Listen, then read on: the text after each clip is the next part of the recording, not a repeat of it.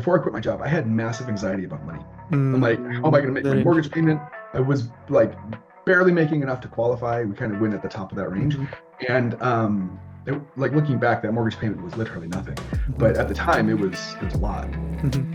And so it was the weirdest feeling I've ever felt in my entire life because I Hmm. had massive anxiety over continuing to pay for the things that we had. Hmm. Hmm. I quit my job. I had no money. I had no income, but the anxiety was gone. I Hmm. had a feeling of absolute trust and faith. Well, one, faith in my Heavenly Father, but two, I knew that things were going to work out. And I feel like I was Hmm. blessed during that time to like, okay, that anxiety was gone. Because if I'd have had that anxiety during that time, Hmm. oh my gosh, that would have been really, really, really rough. But Hmm. like being able to see so very clearly that the path that I was on was right, um, that anxiety wasn't there. Bamboo is one of those things where for 5 years you water it, you take care of it, you're like doing all of the things, and it shows zero growth. Hmm. And then after 5 years, in 90 days, it shoots up 30 feet or something silly, right? Yeah. And so that growth, it's the consistency in the dark, in the when you're alone, when you're doing those things Yep. like that, they're not flashy. Everybody's like, oh, an overnight success is never overnight. It takes 20 years of work to become an overnight success. When my son was born, I wanted to leave this world. I struggled hard, and someone reached their hand into hell and pulled me out. Mm. And I'm alive today because of that. Okay. And so every morning I get on a call and I say, I'm a light in this world. That's my Hmm. wife. Okay. There are people that I know for a fact that are alive today because of me. I'm a light. I'm a light in this world. And there's a lot of darkness. And if I can shine just a little bit of light and help somebody with their day, with their life, with something, I mean, I don't do sales because I seek to serve first. Hmm. That's what keeps me going. But I have a servant's heart. Hey, yo, what's up, everybody? Welcome back to Brainwashed To Be Broke series. Today's guest is someone who's made it his mission to stop business owners from overpaying the government and start playing the money game with strategy. He's a CPA, tax strategist, and founder of Anderson Tax, where he helps entrepreneurs automate their finances, protect their wealth, and keep more of what they earn. Super excited to have him here. Welcome to the show, Preston Anderson. What's up, Yeah, well, brother? thanks for having me on, man. So excited to have you here. Um, you know, I have a bunch of questions prepared as always. Super excited for this conversation. We had really good conversation actually before we jump into this podcast. And you know, I would love to, and all the listeners would love to hear. I would say that, like, how do you get into entrepreneurship before we jump into, like those tactics, like, tax strategies and whatever we're gonna talk about, because I love to learn about you and how you actually, how you operate and what you do differently than most of the people. Um, I would love to hear like how do you get into entrepreneurship? How and why it actually like where was the decision when the decision happened for you to completely broke the script that we've been taught probably and most of the people have been taught in a young age and then switch it completely and just go all in on entrepreneurship. Okay, so I've actually let me think. Wow, that's an interesting question because I've thrown away the script about 6 times. And so my wife and I, we've been married 15 years. And in 15 years, I think we have started, give or take, a dozen businesses. Okay. Hmm. Some of them have flopped horrendously, some of them have made $0, and we've had a couple of like gigantic successes. Hmm. And we just keep trying. We keep throwing spaghetti against the wall, and we're like, all right, what's gonna stick, right? And we learned Christmas trees, selling Christmas trees to schools. We can Really? make a little bit Wow. of money with that, but good That's very heavens, is interesting. that a lot of work? Wow, that's really Um, interesting. Okay. and so like I said, we've started give or take a dozen businesses. And when I graduated college, I went and worked for a firm. I've been doing taxes since 2004. Okay, so this is Mm, like I didn't just jump into doing taxes last week. I didn't go take an internal block class or get certified with something. I've this has been my life's work, right? And mm, so all of these other businesses have kind of been like on the side, but like, all right, how can we take this and build our family? mhm, And I worked for somebody for a decade, and they kept holding the carrot in front of my face, saying, "Oh, you'll be partner, you'll be partner, you'll be partner." And after a decade, I realized, oh, partner's never coming. This is just a carrot that is they're holding in front of my face. And I'm never going to actually get anywhere with this. And it kind of all came to a head one fall day. Um, I was putting in 80-hour weeks in the fall leading up to October 15th deadline. and and they were vacationing. The boss was out of town for 5 of 8 weeks.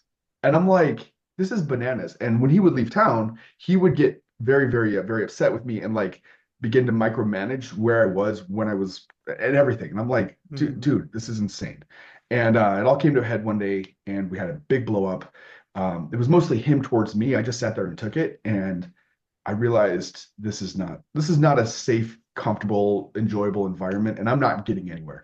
And so the next day I packed up and quit. I had no idea what I was going to do. I'd always wanted to own my own firm, and so I thought, well, now is the perfect time. I could have gone and gotten another job and made decent money, but I'm like, I'm gonna go. I had at the time I just bought a home, so I basically taken my entire life savings, threw it into a home. I had a 1.5 year old and a three month old at home, Mhm. and my wife, What and we're like, risk? What a risk you yeah. took. Holy So and we had no smokes. money. Like all of our Wow. savings was in our home, and we had like a Mm-hmm. little bit of money just to like that the bank made us have in like reserve. That was it. That's all we had. So Mm-hmm. we blew that in about 2 weeks. Uh, and but that next year I ended up doubling my income, Wow. just hustling. And I Mm-hmm. I didn't know how to make money. I didn't know how to get clients except for through BNI, through Mm-hmm. networking groups, through Mm-hmm. chamber events. So that's what I did. I just went and I shook hands. I Mm-hmm. shook hands with probably 5,000 people that year, Wow. maybe more. Like it was just, hey, let's just go meet people. Um, Ask for referrals, try to give more than I ever took, but I had asked for referrals. And and so that's what I did for a couple of years. Again, I told you, I've thrown script away a few times. So 2 years later, that was 23, 25, or not 23, good heavens, 2013. In 2015, my son was born Mm-hmm. and he had congenital heart defects. And so he was in the hospital for 3 years. And I woke up on April 15th, so that's tax day. I was at the office while my son was having heart surgery in 2017. And I'm like, my priorities are out of whack. I've screwed up. Like this is not how I'm supposed to be living. I need to put my family first. Okay. And so I threw away the script. I ended up selling that business. And it was hard. I pissed off a lot of people. Um, but like every relationship in my life was broken except for my relationship with my clients. Mm-hmm. And I needed to focus and fix all of those other relationships. And so I sold the business. I started over. Mm-hmm. It was hard. Good heavens. I'm going to tell you. So I actually sold it in 2018. 2019, I made $0 that year. And I thought, I have made the biggest mistake of my life. I've thrown away my kids' uh, I've thrown away their lifeline. Like we're going through all of this money trying to start other businesses, and it wasn't working. And I woke up half of the time in 2019 thinking, man, I'm a failure. Mm-hmm. And in 2020, I was trying to work with restaurants in 2019, and what I Mm-hmm. realized, they're not my people. I could go into a restaurant and save most Ooh. restaurants I walk into, Yep. save them 100 grand, and the sale was so hard. It was like trying to wrestle a piece of candy away from a sumo wrestler. I'm like, but I'm giving you so much. I'm giving you way more than I'm charging. I helped one dude. I literally got him a check back for $300,000, and he stiffed me and basically took all of my idea strategies and took him to his accountant. That cost him $1 million in tax, Mm-hmm. an extra $1 million in tax just because he did things wrong. Mm-hmm. And I literally helped him get a check back for 300 grand. And he's like, all right, peace. And I'm like, after that one hurt. And I'm like, all right, this isn't working either. So um, I was in I was in 2CCX with Russell, and all of my friends were these marketers at these events, and I was trying to learn from them, but I wasn't selling to them at all. I was just trying to learn. Mm-hmm. And so I was taking their stuff and taking it to restaurants, and I'm like, this isn't working. And then I realized, oh wait, these are my friends. Why don't I just serve them? And so that's what I started doing. I Mm. started serving all of my friends that were marketers, and my business exploded. And now we're doing seven figures, and it's just Wow. it's been a ride. So Yeah. Yeah. Yeah. Wow. This is amazing. Wow, how did like what you went through and like how you took the this is exactly what we've been talking about. We can see the things that are really like close to us because we are looking those answers outside still, Yeah, and then we yeah, have like people that actually would need our help in front of us when you join. uh-huh, It's so interesting. yeah, Wow. Wow, yeah. wow. Um, now, you said restaurants people are not your people. They're not my people. Why is that? Why Oh is that? man. Tell me about. Yeah. So I still have a handful of restaurants as clients, Yeah. and Wow. they're people I just absolutely adore. Okay. Mm-hmm. Um, some of my literally favorite people in the world. Yeah. Yeah. But the average restaurant owner, I would go into their place and I'd be like, all right, hey, I'd look at their stuff. I'm like, I can literally get you a check back for Mm-hmm. $75,000 or Mm-hmm. 100,000, literally one dude, 300 grand. If Mm-hmm. you got checks back. And then trying to get money from them was the hardest. And I don't like selling. Mm-hmm. I would like I it just it doesn't I don't know. I'm not good at selling because I would rather serve. I'd rather give everything away. Mm-hmm. And then if you want to Mm-hmm. work with me, great, let's Mm-hmm. go. And like I've learned hard sales tactics and I've learned it and it feels gross to me. And so Mm-hmm. I don't sell. Mm-hmm. I look to serve first. Mm-hmm. And if I can serve you, if I can help you, if I can make your stuff better, your life better, I'm gonna do that. Yeah. And then if I can get paid along the way, hey, I'm in. Mm-hmm. And with restaurant owners, it was turning into these hard sales that I was like having to kind of arm wrestle them into the sale, and it didn't work. And I've worked in restaurants, but like I don't know how to say it, but like when I go to marketing events, I'm like, these are my people. These are the Yeah. people I hang out with. They're Oh the yeah. people I love. Yeah. I don't go to restaurant events. I've been Yeah. to a couple, and I'm like, Yeah. again, I feel like I'm trying to sell there. Mm-hmm. Whereas at marketing events, I'm just there. Mm-hmm. So Mm. Very I'm a interesting. CPA, but I'm like half marketer at this point. Yeah, yeah. Well, I would love to know like how you handling those sales piece because sales is a huge like kind of must in Yeah, oh no, for business, sure, for right? sure. I found a way to sell that like works for me, and I don't sell. Mm-hmm. Mm-hmm. Mm-hmm. I look to serve. I look to understand. I look to serve. And if I can help some, like when everybody's like, oh, let's talk about all these ways to handle objections. I'm like, no, I'm not going to do that. Mm-hmm. So Mm-hmm. instead, how I work is I look to understand. I look to serve. If I can serve you, great. Mm-hmm. And I'll make an offer. But I'm not gonna use hard sales tactics. I won't Yep. do it. Yep. I'm not going to use, and I've learned them. I've learned all of these different strategies Yeah. and Yeah. and I've met I love Jeremy Miner. I love him. I think he's amazing. And I think he actually kind of comes at this from a very similar perspective Mm-hmm. of serving first. Mm-hmm. But then he goes into a lot of the different sales tactics. And I'm like, I don't do it. Yeah. Yeah. And instead it's just I look to serve. I look to understand and I look to see if there's a fit for me to help. If Yep. there Yep. is, great. I'm in. Let's do it. Let's go. Let me serve. Let me do the things that I can do. Put my skills to use. Great. If it's not there, it's not there and I'm okay with it. Yeah. Yeah. So, Yeah. Really interesting. To to that your feedback on basically on those restaurants owners and so on. Well, when we moved from our country, like from Czech Republic to yeah. England, that was pretty much where we've been working alongside, like where we've been starting. Because even though I studied electro engineering, but I've never done it. I've been like, because here, the thing that I've been studying in our country, it's not really valuable here, or like I can use my diplomas in here, Sure. Sure. right? So I know exactly like what you are talking about when it comes to, because I've been like there most of the time that we been in England. And I just hate, like, I'm completely open. I just hate the mindset of there. Like they don't care, they just care about the money. That's it. Like I'm Yeah. telling you, this is like insane to me. Like, those people they don't even care about like personal development or anything like this, right? Mhm. They just like probably get a mortgage or something, or they had some type of money like saved, so they earned a house or building or something and start like build the whole like restaurant or some like or hotel or whatever. They don't even have to think about like marketing stuff or something if it, because especially in this area where we live, it's like more about the location because everybody's driving here for holidays because it's like a beautiful place here where people are Yeah. coming to actually, like rest and enjoy. So this is like, they don't even have to care about this type of thing. So yeah, it's just so freaking crazy to me. You know? Yes.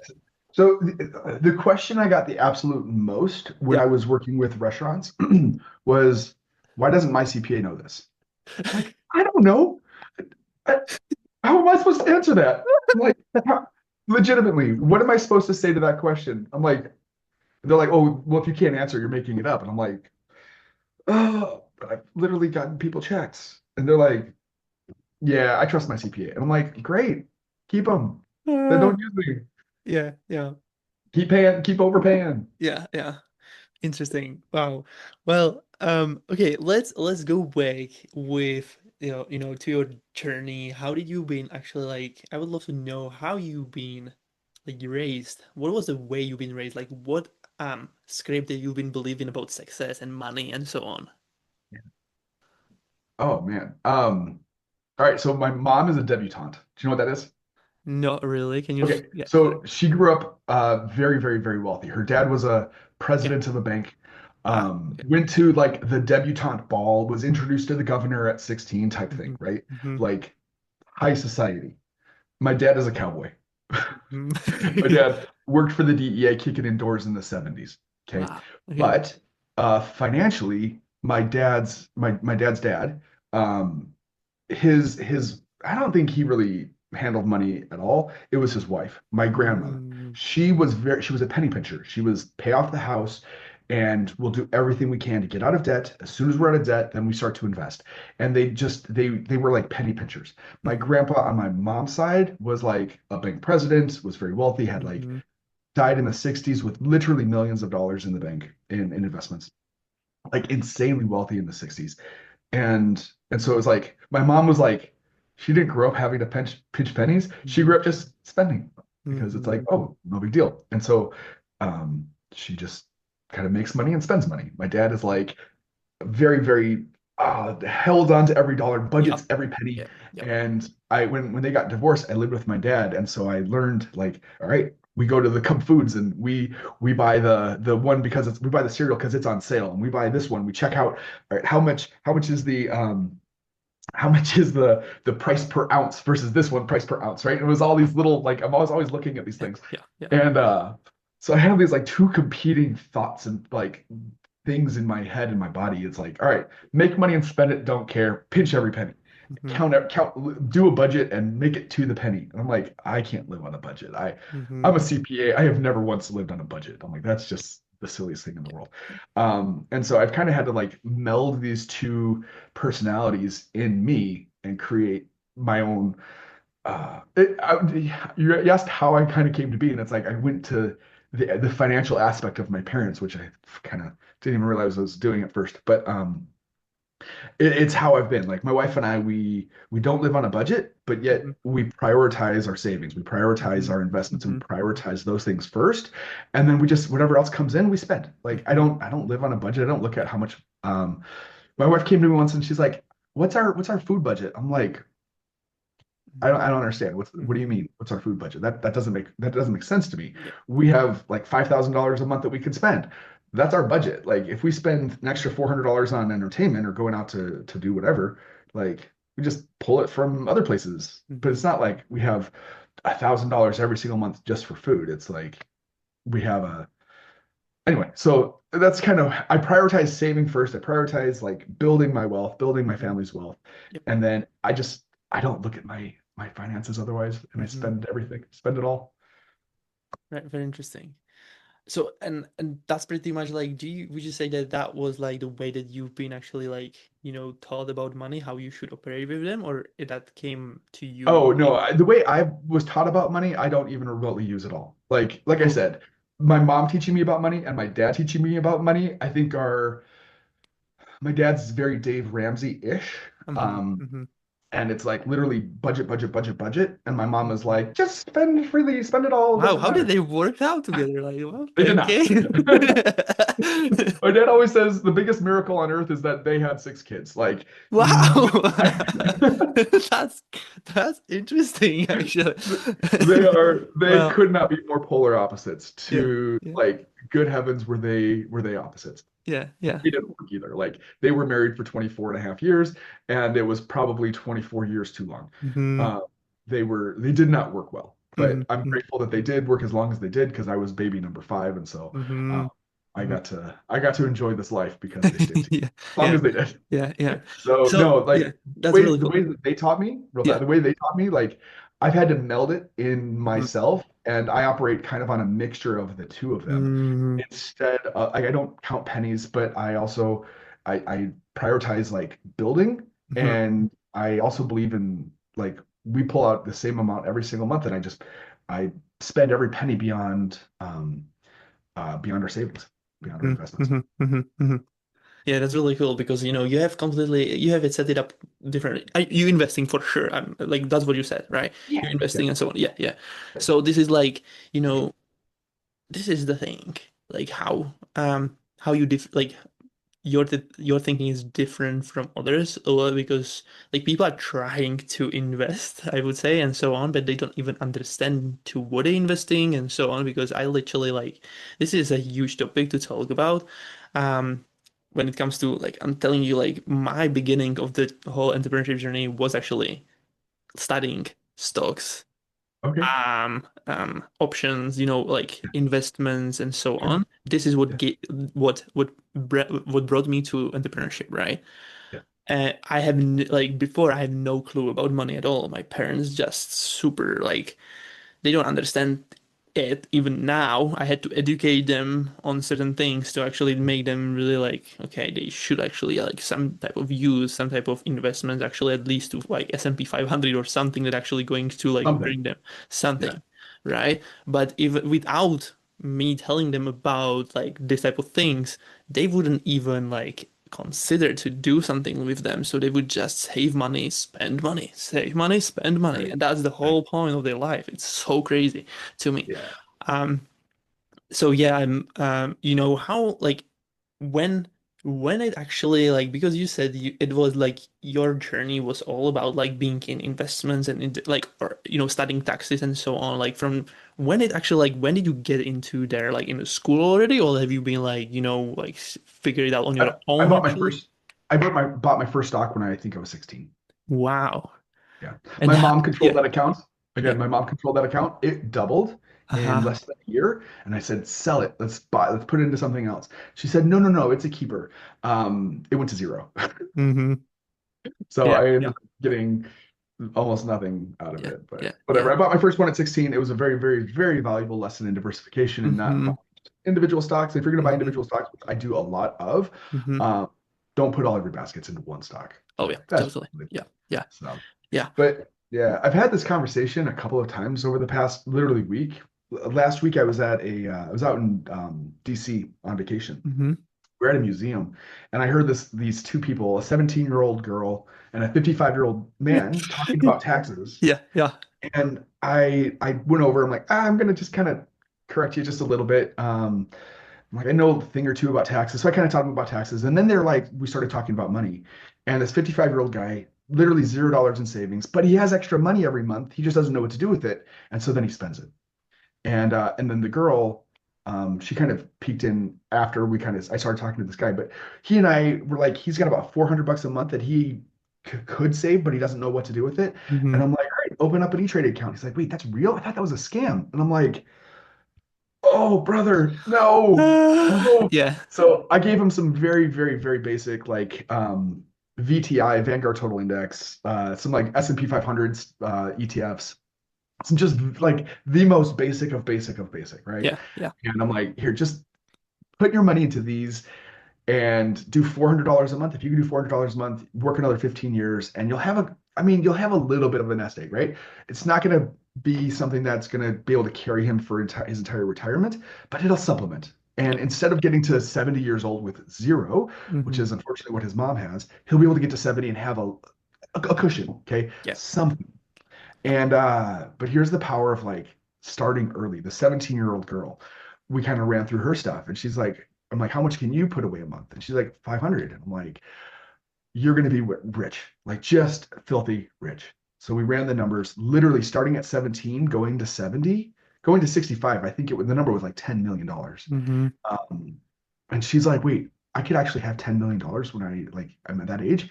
And we looked at the chart, and it's like those first 10 years, it feels like nothing. It's just like barely ticking up, barely ticking up. And then you're 20, you're at like $500,000. You're like, why am I working so hard and putting so much money away and it not growing? But you're 30, it like starts to really tick up. And in those later years at 48, it's like she's earning 10, or she's at like $10 million already. Yeah. And at 65, so 48 years in, it's earning $1 million a year every year from there on. And it's like she looked at this chart and was like, I need to do this. And she had never had that conversation with anybody in her entire life. They didn't teach it in school. They don't talk about it in her family.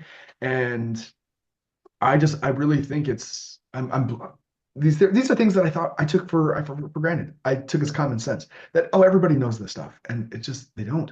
Yeah. And it breaks my heart that it's not taught, that people don't know it.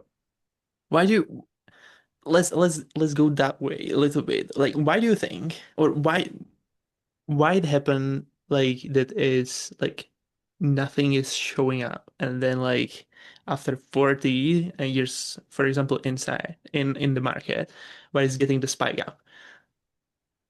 What? Oh, why? Yeah, why is it happening? Yeah. Oh my gosh. Well, because all right, let's say you put $6,000 in year one. Mm-hmm. Earns an average rate of 10%. Let's just use 10%. After a year, you're at $6,600. It's like, okay, cool. You put in another $6,000. And in year two, it earns $1,300. You're like, all right, cool.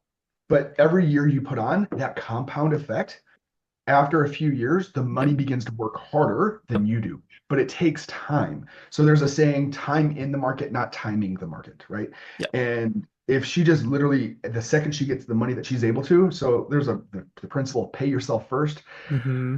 It needs to be screamed from the rooftops. Like you need to put your money first. Because if most people, what they do is they're like, they go through their stuff and then they spend it all and they're like, all right, how much do we have at the end of the month to save? It's like, oh, we don't have anything. Oops. Mm-hmm. But if you take that money first and then you put it away, there's this weird concept that if you have money in your checking account, it gets spent. It just Mm-hmm. happens, right? So cool. So if you pay yourself first, the money's not there to be spent. And so, but that time value of money in those later years, you have 40 years compounding. And so when you're at $10 million, if you're at 6,000, 10% of 10 or 6,000 is 600. 10% of 10 million is a million. So in Mm-hmm. year 48, you go from 10 million to 11 million. You put in another $6,000, you're like, okay, cool. Who cares about $6,000 at that point? But the next year you make $1,000,001, right? Mm-hmm. Plus 10% of 6,000. And so that spike in those later years, it just starts to skyrocket and it turns into a hockey stick Yep. of growth. And so granted, I used very basic models. I'm like, this is a flat 10%, which the market won't do, but over 50 years, it'll just crush because Yeah. we continue to print money, inflate our system, and that inflation always ends up in the stock market. Super cool. Yeah. Yeah. Love it. You break it super clear. I just ask really intentionally this question so you can go deeper and like share with people who don't understand that, because the compound is massive in every area, in even in your life when it comes to like personal development or studying and every like literally everything, Oh yeah, right?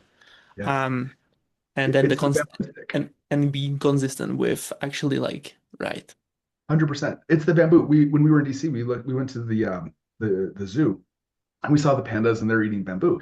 And my daughter, we saw some bamboo. I don't think it was real, but it looked like it was growing. And so we talked about it. And bamboo is one of those things where for 5 years you water it, you take care of it, you're like doing all of the things, and it shows zero growth. Mm-hmm.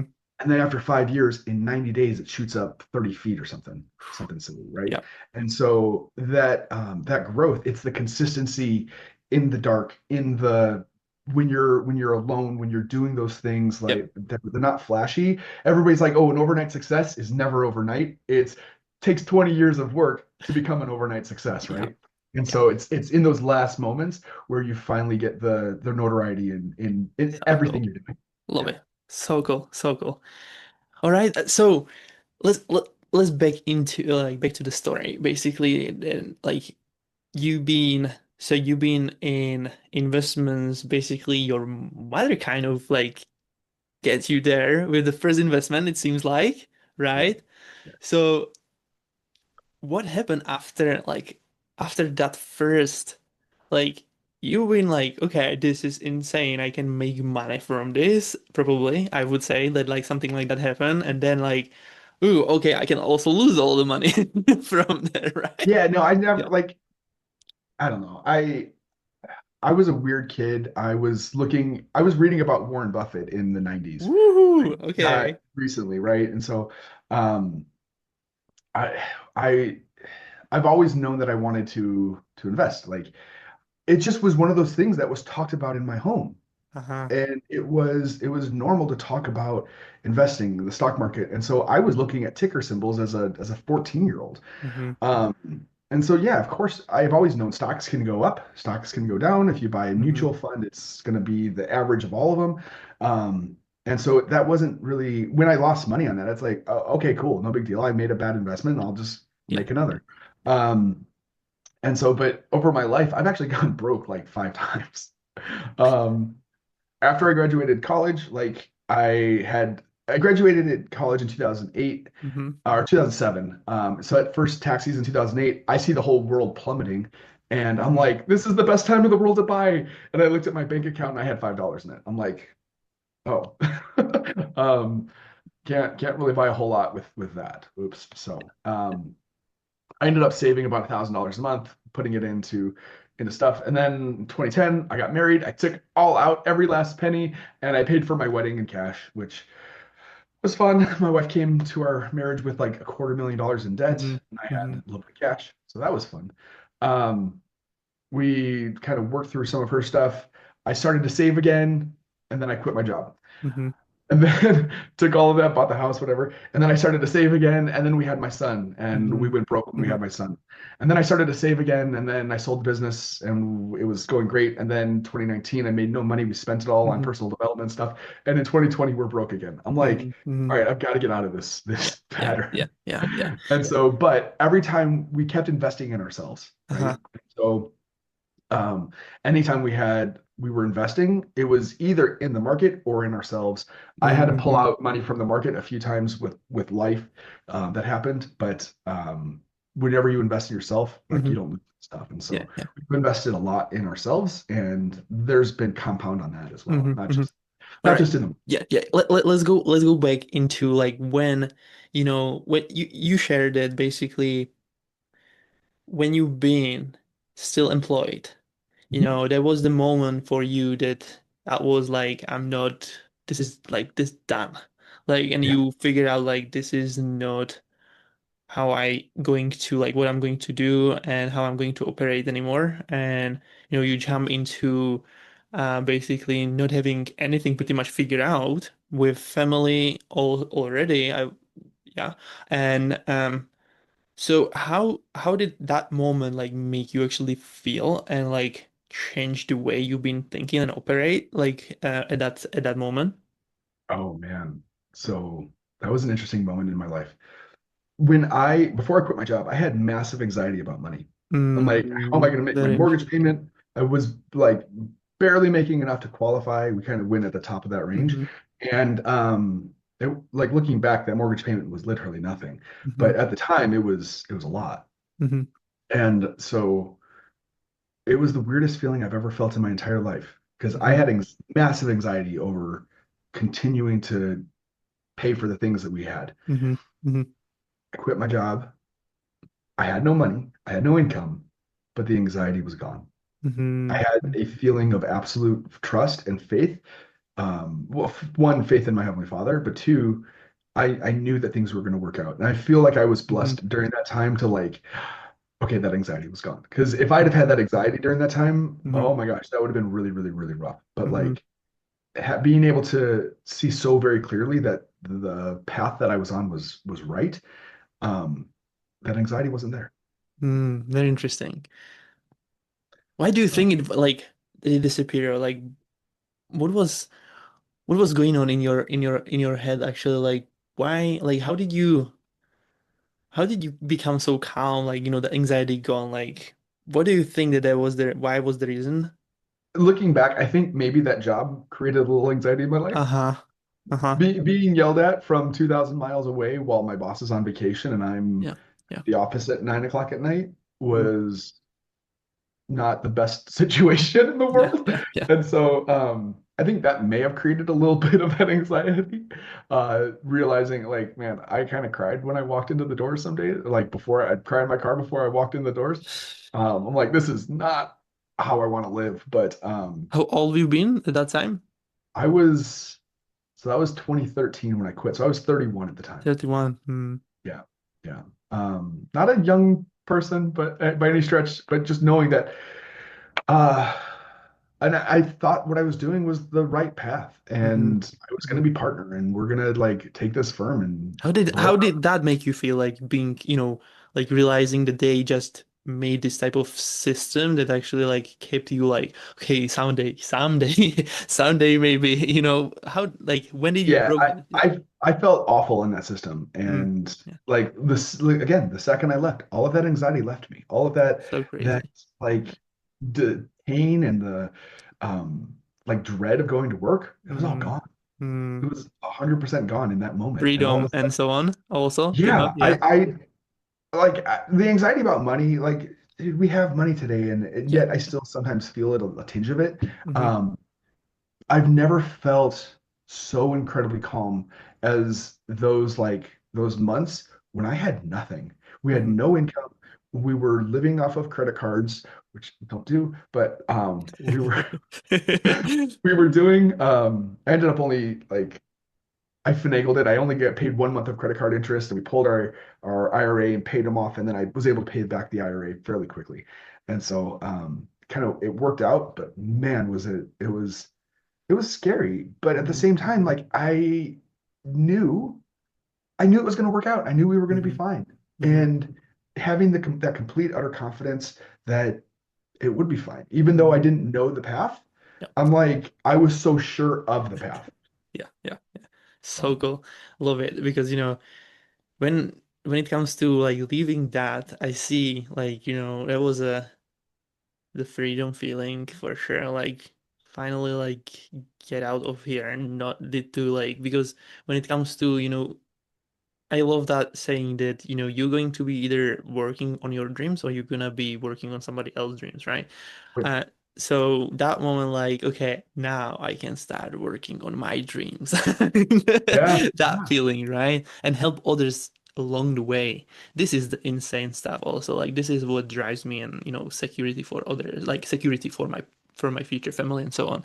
This is like, what is like I would love to know like what is your driving source like that actually like make you, going every day because, when we leave the job there is nothing like that actually like you have to do that because you have no money, or you're not going to get anything to pay. So how are you going to take care about your family and so on? Like, what is the thing that actually like drives you to actually accomplish those and help people?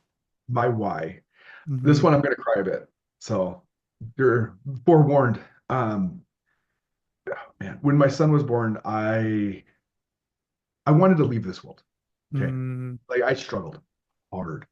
And someone reached their hand into hell and pulled me out. Mm. And I'm alive today because of them.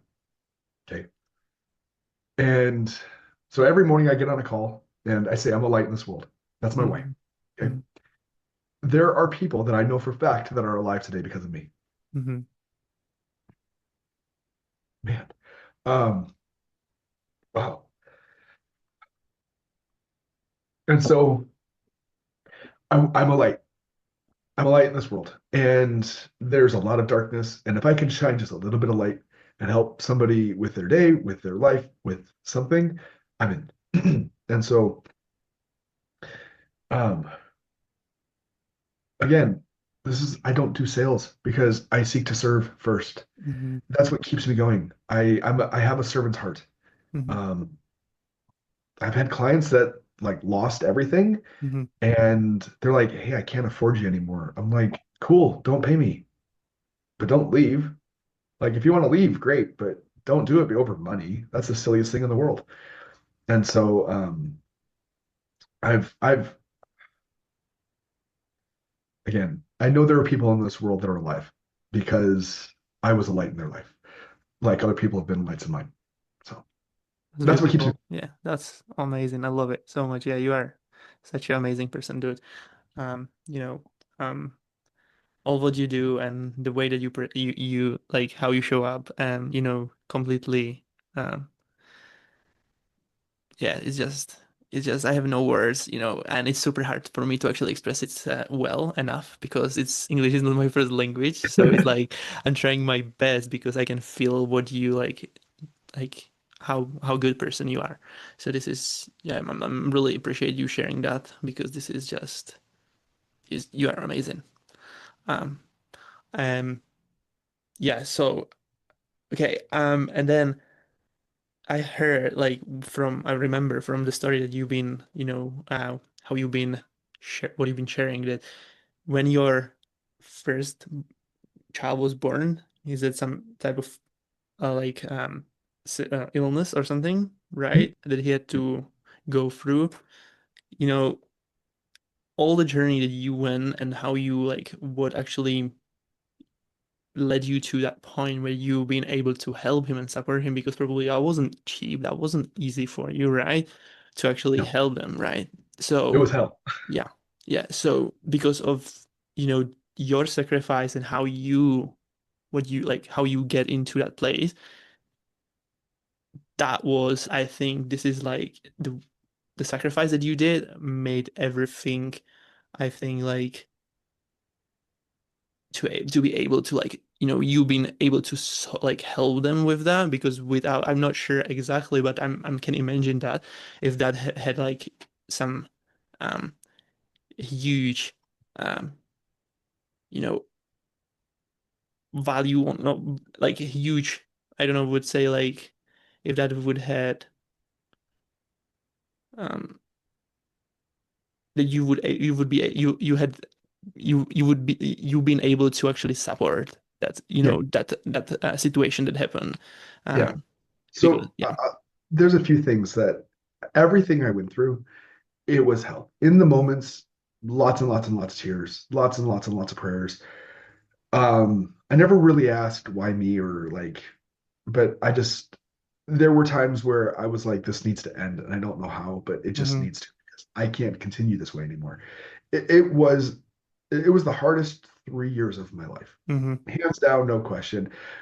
During that time, I had people come up to me and say, "Hey, when I think my life is hard, I look at yours and I say, oh, it's not so bad." And I'm like, thanks.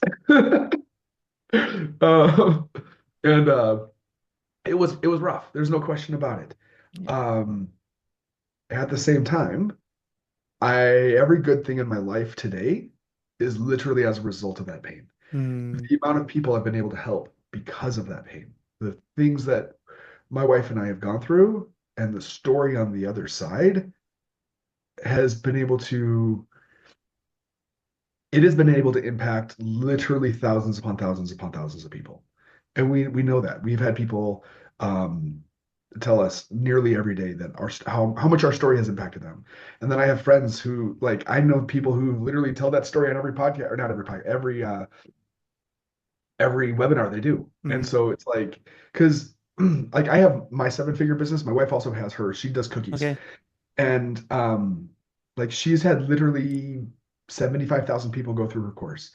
Mm, And mm, we hear from literally dozens and dozens and dozens, and if not hundreds and hundreds and hundreds of these women, like on a monthly basis, that how much her story has impacted them and how mm, much the things that she has done has helped them mm, like rise up. And so I wouldn't give it up for the world mm, to do it again. Do not want to go through that stuff again, yeah. but everything that we went through, the personal growth that happened because of it, Mm, I am eternally grateful for everything we went through. mm. That's so powerful. And thank you for sharing that. Thank you for being that open because this is not easy to share for sure. And thank you. Thank you. It's easier to share scars than Oh open yeah, wounds. that's totally. That's true. So we're in the scar phase. Yeah. Yeah. Very, very cool. So tell me now, like, what is your vision into the future? Like, what are you planning to, like, what are you building? Um, Yeah. So um I've got a lot of things that are in my brain that need to come out. mhm, Um there's some education pieces that I'm with credit, with automations, with personal finance that I need to get it to more people. Even if I just build it and give it away for free, I kind of don't care. It just needs to be gotten out. That's one.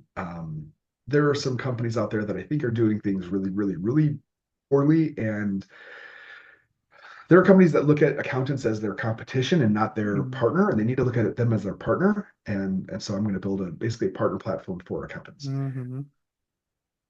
So there's a lot. I can't really share it all because I don't exactly know which way I'm going right now. Yeah, yeah, yeah. But um, there's definitely a lot that's brewing. So yeah, Very, stay very tuned. cool. Yeah, yeah, yeah, totally. So awesome. Well, I think we'll wrap up here. It was amazing to have you here and, listening to you and watching all the success that you went through in struggles. Um, and before I let you go, I would love to give you a last question that I ask most of the people on the show. This is the end question, and that would be if this would be your last interview that you would ever done, what would be your message for the people? Oh man, that's a really good question. Um, I'd want to give people hope. Mm, Like, um, it doesn't matter what you're going through today, it doesn't last. It does not last forever. And there's hope on the other side. Um, I think one of my favorite sayings or stories, this wise king said he put his people out and said, I find me a ring that when I look at it, if I'm happy, I will turn sad. And if I'm sad, I will become happy. And so they all went out and figured out what to write. And they came back with the ring, and he was happy when he received it. The second he looks at it, he becomes sad. And on the ring, it says, this too shall pass. mm, Because it doesn't matter what you're going through, nothing is permanent. And so often we think that the state that we're in currently is the state that we will be in forever. And mhm, so if we're in a state of pain, of torment, it doesn't last forever. It'll pass. And there's hope, and there's things on the other side. So allow yourself when you go through that pain to grow through it, not just go through it. so amazing. I love it so much. Thank you for being here. Where people can find you to support you, connect with you. So Instagram, Facebook. Facebook is the easiest right now. I'm starting up my Instagram channel, and I'm going to be posting more and more on Instagram, but it's not really ready yet. We've kind of posted one or two things, but Facebook for right now. So Very that's the cool. easiest. Perfect. Yeah. And for everybody who's listening, if this stirs something in you, don't ignore it. Share it with someone who needs it, subscribe, leave a review, and remember, you weren't born to follow the script. You were born to be free. Bye, everybody.